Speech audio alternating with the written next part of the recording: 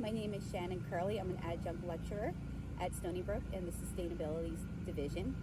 And I received my PhD in 2020 from the CUNY Graduate Center in Biology and just wrapped up a postdoc at the Cornell Lab of Ornithology this spring, working with weather surveillance radars and bird migration in relation to offshore wind.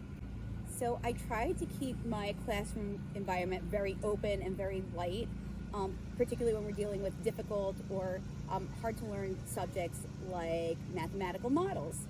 So for this, I feel like it's really important for the students not just to learn from me, but to learn from each other. So I try to make this as an open and engaging classroom as possible, where we can all exchange and dialogue and exchange ideas.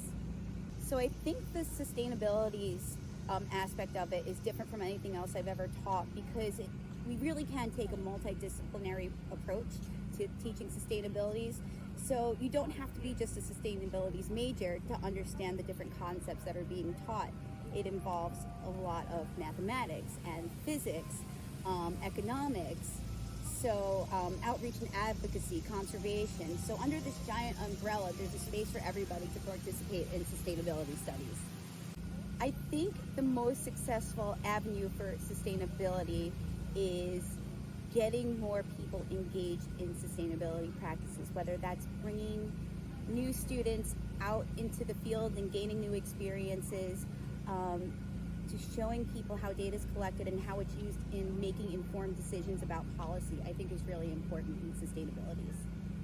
I think it's hard in this current political climate not to feel a sense of hopelessness, but in thinking about this holistically, the data is still the data. There's still a lot of things that we can do to make the right kinds of changes, and for the sake of the planet, just for its intrinsic value itself. When you think about it, we're all flora and fauna, citizens of this planet, and I think it's important that we keep that in mind when we're looking at the current political climate, in terms of we still want to do good.